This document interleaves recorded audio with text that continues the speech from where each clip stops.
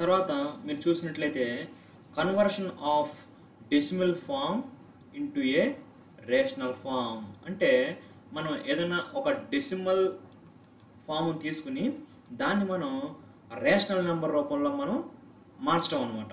ఏ విధంగా మనం మార్చాలి అనేది ఒక ఎగ్జాంపుల్ తీసుకుని ఒక 2-3 ఎగ్జాంపుల్స్ తీసుకుని చూద్దాం.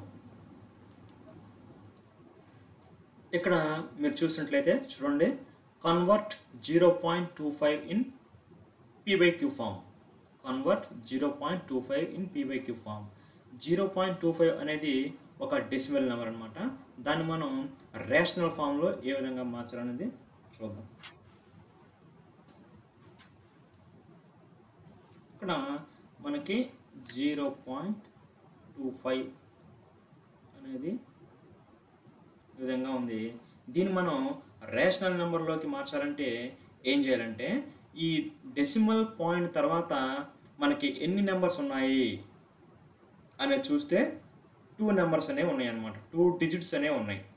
మనకి ఈ డెసిమల్ ఫామ్ నుంచి మనం రేషనల్ ఫామ్లో మార్చే క్రమంలో ఏం చేయాలంటే ఇక్కడ డెసిమల్ నెంబర్ తర్వాత పాయింట్ తర్వాత 2 నెంబర్స్ ఉన్నాయి కాబట్టి దీన్ని మనం ఏం చేయాలంటే 2 డిజిట్స్ ఉన్న 100 చేత మల్టిప్లై చేసి డివైడ్ చేయాలి. చూడండి, మనం ఇక్కడ 100తోనే ఎందుకని మల్టిప్లై చేస్తున్నాము అనేది మనం చూసినట్లయితే మనకి ఈ 100తో మల్టిప్లై చేయడం వల్ల ఈ దశాంశ బిందువు డెసిమల్ పాయింట్ ఏమైతే ఉందో అది 2 స్థానాలు పక్కకు జరిగి ఈ 0.25 ఏమవుతుందంటే 25 అయిపోతుంది. అందుకని మరి మనం 100తోనే మల్టిప్లికేషన్ చేసాం. మరి దాని యొక్క వాల్యూ అనేది మారకూడదు కాబట్టి మనం మల్టిప్లై చేసి వెంటనే 100తో డివైడ్ కూడా మనం చేస్తున్నాం. అదనమాట. 0.25ని మనం p/q రూపంలో మార్చాలంటే 100తోనే మనం మల్టిప్లై చేసి డివైడ్ చేయాలి. ఎందుకని 100కి 2 సున్నాలు ఉంటాయి కాబట్టి 2 zeros ఉన్న 100తో మనం మల్టిప్లై చేస్తే ఈ డెసిమల్ పాయింట్ అనేది 2 స్థానాలు పక్కా దొరుకుతుంది. అప్పుడు ఏమవుతుందంటే ఈ 0.25 వల్ల 25 అయిపోతుంది. చూసారా, ఇలా 25 అవడం కోసమే నేను 100తో మల్టిప్లై చేశాను. ఈ డినామినేటర్ అనేది 100 ఎలా ఉండిపోతుంది. దీని వాల్యూ దీన్ని మనం సింప్లిఫై చేస్తే 25తో మనం భాగిస్తే 1/4 అంటే 5th టేబుల్ చూసుకుంటే 25th టేబుల్ చూసుకుంటే దీనిలో 1 టైము, దీనిలో 4 టైమ్స్ 425 సార్ అనమాట. చూసారా, అంటే మనకి 0.25 అనే డెసిమల్ నెంబరు మనం p/qలో మార్చితే ఎంత వచ్చింది? 1.4 వచ్చింది అనమాట. ఇక్కడ మీరు గుర్తుపెట్టుకోవాల్సిన విషయం ఏంటంటే మనం 10తో మల్టిప్లై చేయాలా, 100తో మల్టిప్లై చేయాలా, 1000తో మల్టిప్లై చేయాలా అనేది గుర్తుంచుకోవాలి. మనకి డెసిమల్ పాయింట్ తర్వాత ఎన్ని నెంబర్స్ ఉంటే అన్ని జీరోస్ ఉండే నెంబర్తో మనం మల్టిప్లై చేయాలన్నమాట. ఇంకో ఎగ్జాంపుల్ చూద్దాం.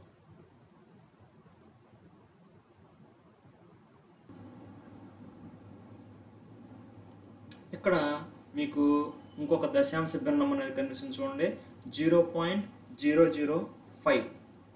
దీన్ని మనం p/q ఫామ్లోకి మార్చాలి. చూడండి,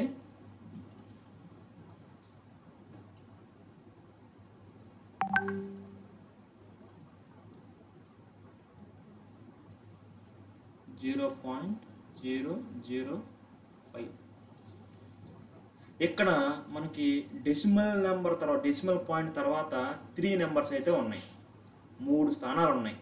0, 0, 5, 1, 2, 3 3 స్థానాలు ఉన్నాయి. కాబట్టి మనం దీన్ని ఎంతతో మల్టిప్లై చేయాలంటే 3 zeros ఉండే 1000తో మనం మల్టిప్లై చేయాలి.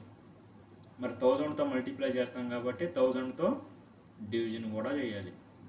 అది ఎందుకని మనం 1000తో మల్టిప్లై చేస్తున్నాం అంటే ఈ 1000 కుండే ఈ 3 zeros వల్ల ఈ డెసిమల్ పాయింట్ ఏమవుతుందంటే 3 స్థానాలు పక్కకు జరిగిపోతుంది అనమాట. ఒక 0 వల్ల ఎక్కడికి, 2వ 0 వల్ల పక్కకి, 3వ 0 వల్ల ఈ డెసిమల్ పాయింట్ బయటకు వచ్చేసి 0.005 వల్ల ఏమైపోతుందంటే 5 అయిపోతుంది. చూసారా, అంటే ఆ డెసిమల్ పాయింట్ని మనం పోగొట్టడం కోసం అని చెప్పేసి మనం 10తో కానీ 100తో కానీ 1000తో కానీ మనం మల్టిప్లికేషన్ చేస్తున్నాం. డెసిమల్ పాయింట్ తర్వాత 3 స్థానాలు ఉంటే 1000తో మల్టిప్లై చేస్తున్నాం, 2 స్థానాలు ఉంటే 100తో మల్టిప్లై చేస్తున్నాం, డెసిమల్ పాయింట్ తర్వాత ఒక్క స్థానం మాత్రమే ఉంటే 10తో మల్టిప్లై చేస్తాం అనమాట. బై ఇది కొన్ని డినామినేటర్ 1000 అలాగే ఉండిపోయింది. ఇప్పుడు మనం ఫిఫ్త్ టేబుల్ చూసుకుంటే న్యూమరేటర్లో 1 టైము, డినామినేటర్లో 200 టైమ్స్. చూసారా, మనకి ఇప్పుడు 0.005 అనే డెసిమల్ నెంబర్ని మనం p/q ఫామ్లోకి మార్చేసాం. ఎంత వచ్చిందంటే 1/200, which is in the form of p/q, which is a rational number అనమాట. ఈ విధంగా మనం డెసిమల్ నెంబర్స్ ఏదైతే ఇస్తారో వాటిని మనం p/q ఫామ్లోకి మార్చవచ్చు. మరి ఇవన్నీ కూడా టెర్మినేటింగ్ డెసిమల్ నెంబర్స్ అనమాట. టెర్మినేట్ అయిపోతాయి, భాగహారం చేస్తే టెర్మినేట్ అయిపోతాయి, దాని కోషియంట్ టెర్మినేట్ అయిపోతుంది అనమాట. మరి మనం ఇందాక అనుకున్నాం, మనం టెర్మినేట్ కాని డెసిమల్ నెంబర్స్ ఉన్నాయి, నాన్ టెర్మినేటింగ్ డెసిమల్ నెంబర్స్ ఉన్నాయి, non terminating recurrent decimal numbers ఉన్నాయి. వాటిని మనం ఏ విధంగా p/q ఫామ్లోకి మార్చాలి? నాన్ టెర్మినేటింగ్ రికరెంట్ డెసిమల్ నెంబర్స్ని మనం ఏ విధంగా p/q ఫామ్లోకి మార్చాలి అనేది మనం ఇప్పుడు చూద్దాం.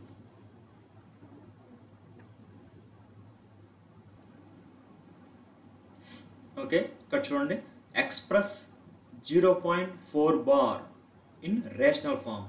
ఇక్కడ చూడండి 0.4 మీన్స్ 4 బార్ మీన్స్ 4 అనేది ఇక్కడ రికరింగ్ అవుతుంది అనమాట. 4 4 4 4 4 అండ్ సో ఆన్ అలా వస్తూనే ఉంటుంది. దీన్ని మనం p/q ఫామ్లోకి ఏ విధంగా మార్చాలి అనేది చూద్దాం. చూడండి, ముందుగా మనం ఏ డెసిమల్ నెంబర్ని అయితే మనం p/q ఫామ్లోకి మార్చాలో దానికి మనం ఒక పేరు పెట్టుకుందాం. మనం సాధారణంగా ఎక్స్ అనే పేరు పెట్టుకుంటాం కదా, నేను కూడా ఎక్స్ అనుకుంటున్నాను. చూడండి, X is equal to 0.4 bar. అంటే ఏంటి 0.4 బార్ అంటే 0.4444 ఎలా అండ్ సో ఆన్, అంతే కదా. ఎక్స్ ఈజ్ ఈక్వల్ టు 0.4444 ఈ విధంగా అనమాట. ఇక్కడ మీరు చూసినట్లయితే దీని యొక్క పీరియాడిసిటీ ఎంత అనేది మనం చూసుకోవాలి. మనం అంతకుముందే చెప్పుకున్నాం కదా, పీరియాడిసిటీ లేదా అవధి అంటే ఏమనుకున్నాం మనం,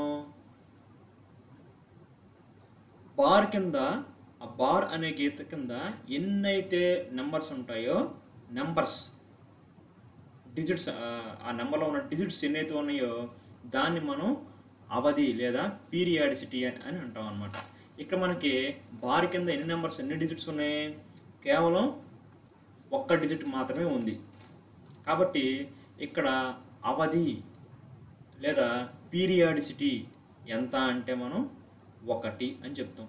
అదే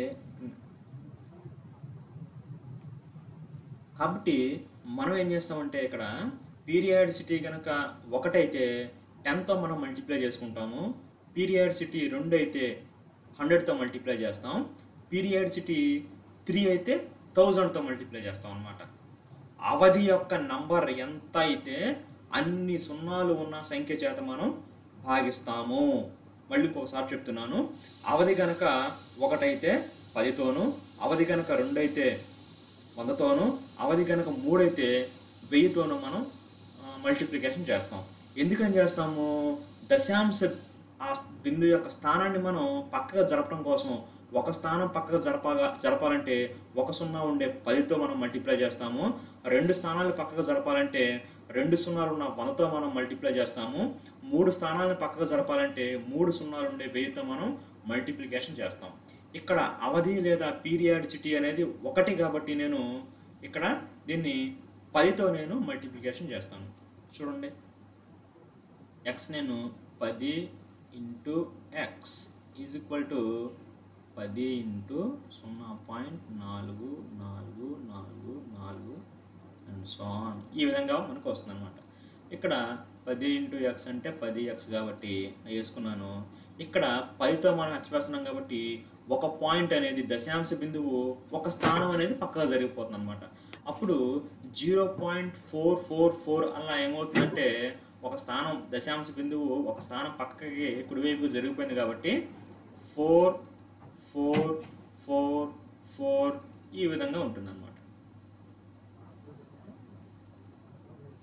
ఇది మనం దీన్ని ఈక్వేషన్ నెంబర్ 1 అనుకుంటే, లేదా ఈ పైదాన్ని మనం ఈక్వేషన్ నెంబర్ 1 అనుకుంటే, సమీకరణం 1 అనుకుంటే, దీన్ని మనం ఈక్వేషన్ నెంబర్ 2 అనుకుంటే, ఈ రెండో ఈక్వేషన్లోంచి ఒకటవ ఈక్వేషన్ని తీసివేయాలి. రెండవ సమీకరణంలోంచి ఒకటవ సమీకరణాన్ని తీసివేయాలి. చూడండి, నేను ఒకదాని కింద తీసివేసేటప్పుడు మనం ఒకదాని కింద ఒకటి ఎలా వేసుకుంటాం అలా వేస్తున్నాను. చూడండి, ఎక్స్ ఈజ్ ఈక్వల్ టు మనకి మొదటి సమీకరణం ఎంత, ఎక్స్ ఈజ్ ఈక్వల్ టు చూడండి 0.4444 కదా, అది వేస్తున్నాను. చూడండి 0.444 అది చూసారా. ఏం చేయాలి ఇప్పుడు, నేను సబ్ట్రాక్షన్ చేయాలి, అంటే మైనస్ చేయాలన్నమాట, తీసివేయాలి. కాబట్టి ఇక్కడ 4లోంచి 4 తీస్తే 0 0 0, కాబట్టి నేను వేయట్లేదు. ఇక్కడ మనకి 4లోంచి 0 సబ్ట్రాక్ట్ చేస్తే మనకి 4 వస్తుంది. Is equal 10x minus X. 10x's లోంచి 1x మనం సబ్ట్రాక్ట్ చేస్తే మనకి 9x's అనేవి రిమైనింగ్ మిగులుతాయి. 9x ఈజ్ ఈక్వల్ 4 ఈ విధంగా వచ్చింది. మనకి ఎక్స్ విలువ, మన వేరియబుల్ ఎక్స్ కాబట్టి ఎక్స్ విలువ మనం ఫైండ్ అవుట్ చేయాలి. కాబట్టి ఈ మల్టిప్లికేషన్లో ఉన్న ఎక్స్ అనేది మనం ఆర్హెచ్ఎస్కి మనం ప్రతిక్షేపణ చెందిస్తే అదేమవుతుందంటే భాగిస్తుంది అనమాట. అంటే ఎల్హెచ్ఎస్లో మల్టిప్లికేషన్ చేసే వాల్యూ ఆర్హెచ్ఎస్లో ఏం చేస్తుంది, భాగిస్తుంది. ఈ విషయం అందరికీ తెలిసిందే. దాన్ని మనం ఆర్హెచ్ఎస్కి మనం పంపిస్తే 4ని భాగిస్తుంది. దేర్ఫోర్ మనకి ఎంత వచ్చిందంటే చూసారా, అప్పుడు ఎక్స్ అంటే ఏంటి, ఇదిగోండి ఎక్స్ అంటే ఇదిగో 0.4 బార్ని మనం ఎక్స్ అనుకున్నాం. అంటే మనకి 0.4 బార్. ఈ దశాంశ భిన్నాన్ని మనం p/q ఫామ్లోకి మారిస్తే మనకి ఎంత వచ్చింది, 4/9. చూసారా, ఈ విధంగా మనం ఒక దశాంశ భిన్నాన్ని మనం అకర్ణీయ సంఖ్య రూపంలోకి లేదా p/q ఫామ్ రూపంలోకి ఈ విధంగా మనం రాస్తాం. దీనిలో మీరు గుర్తుంచుకోవాల్సింది ఏంటంటే అవధి, పీరియాడిసిటీ అనేది ముందు చూసుకోవాలి. అవధి లేదా పీరియాడిసిటీ అనేది 1 అయితే మనం 10తో హెచ్చవేయాలి, 2 అయితే 100తో హెచ్చవేయాలి, 3 అయితే 1000తో హెచ్చవేయాలి. ఈ విధంగా మనం గుర్తుపెట్టుకోవాలన్నమాట. సరే, ఇంకో ఉదాహరణ మనం చూద్దాం. ఇప్పుడు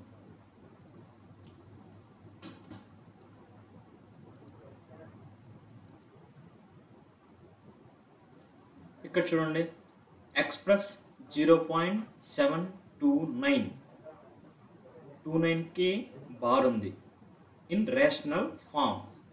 దీన్ని మనం రేషనల్ ఫామ్లోకి మార్చాలి. మరి ఈ 29కి బార్ ఉంది కాబట్టి ఇది కూడా non terminating recurring decimal number అన్నమాట.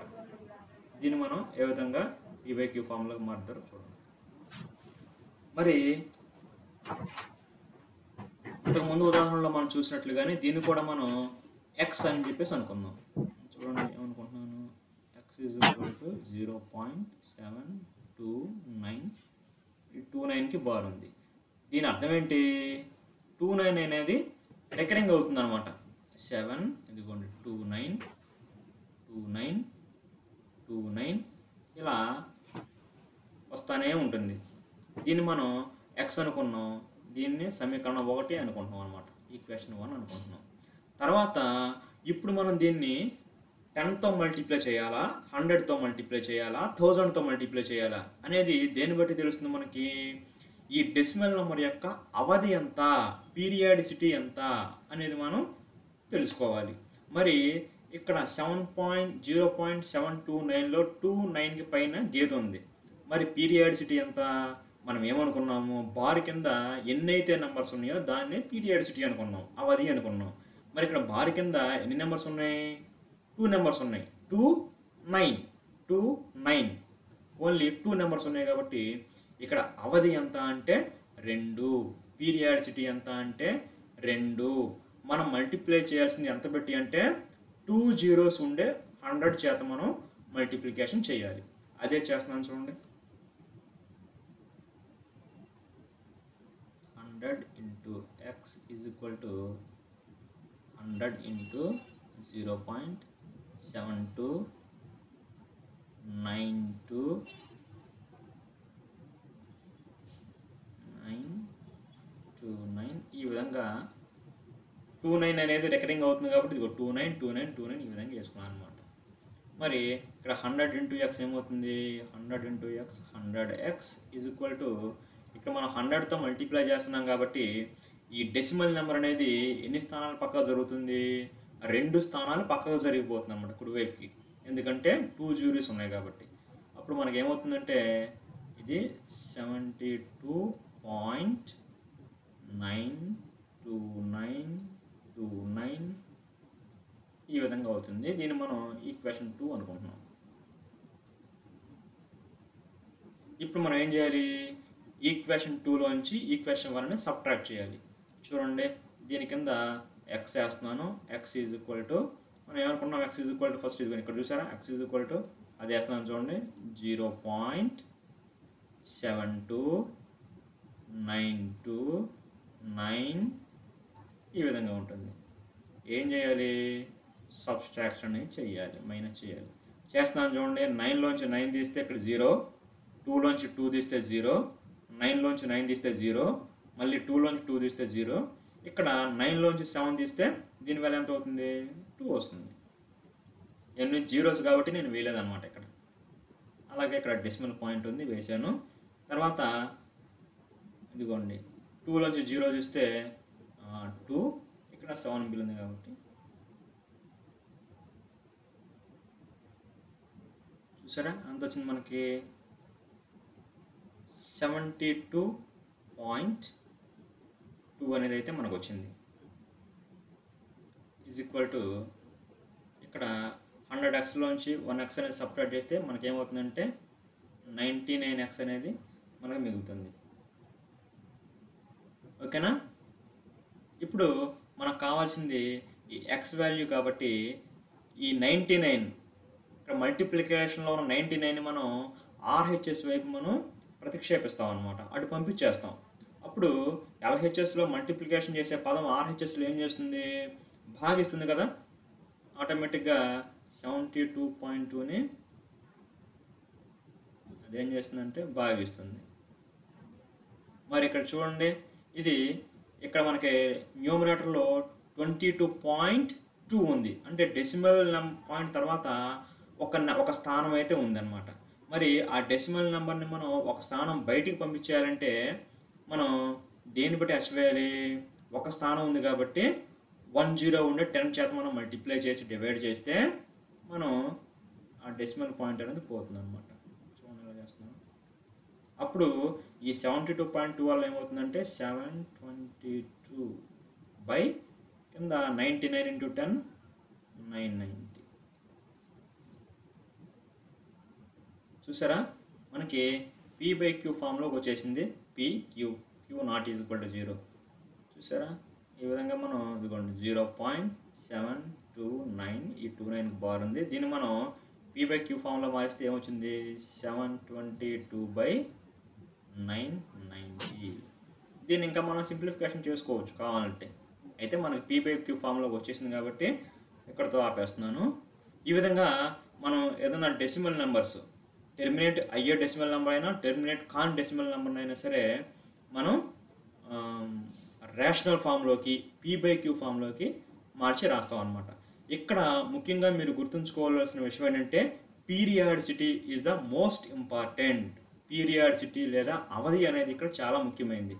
ఎందుకంటే ఇచ్చిన దశాంశ భిన్నము డెసిమల్ నెంబర్ యొక్క పీరియాడిసిటీ 1 అయితే మనం 10తో మల్టిప్లై చేస్తాము, 2 అయితే 100తో మల్టిప్లై చేస్తాము, అలాగే 3 అయితే 1000తో మల్టిప్లై చేస్తాము. ఆ విషయం కనుక మనం గుర్తుంచుకుంటే మనము ఈ రేషనల్ ఫామ్ అనేది చాలా ఈజీగా మనం చేయొచ్చు.